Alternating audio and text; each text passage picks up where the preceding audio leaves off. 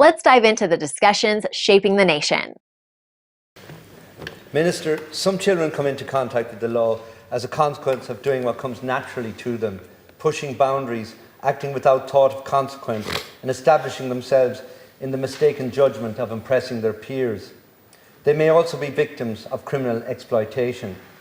However, if apprehended and convicted in the criminal justice system, research will show lives blighted in terms of educational and employment opportunity. In fact, a 35-year international meta-analysis found that formally processing through the court or even formal out-of-court disposals increase the risk of further criminal activity and is a marker for predicting criminal involvement into adulthood.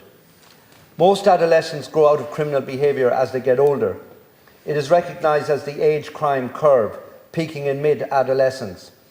The most deleterious thing we could do to them and ourselves as a state would be to formally criminalise them.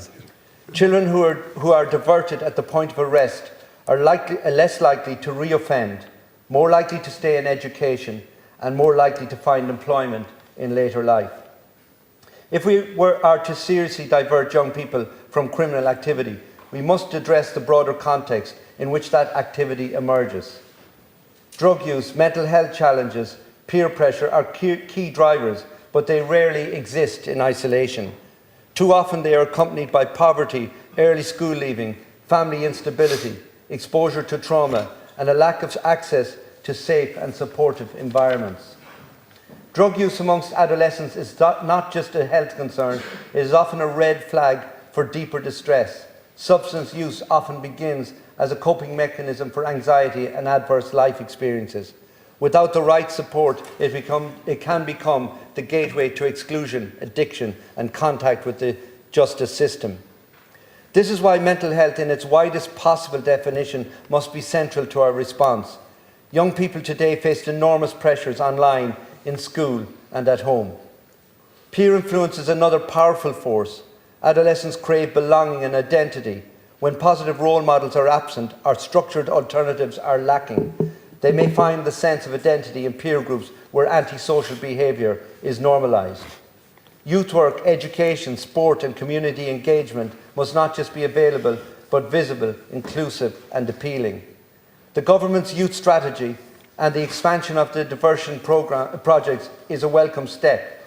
According to the Centre of Justice Innovation, diversion can reduce police burden by up to 35%, whilst giving young people a genuine second chance.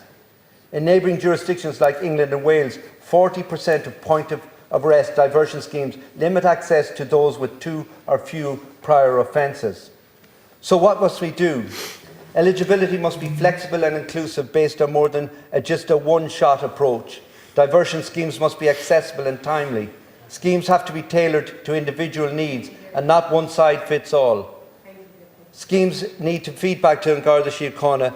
Diversion schemes should be seen as evidence-based investment in young people and in the state itself. Thank you. Deputy Peter Chapley. Like, share, and subscribe, and let us know your thoughts in the comments. We'd love to hear from you.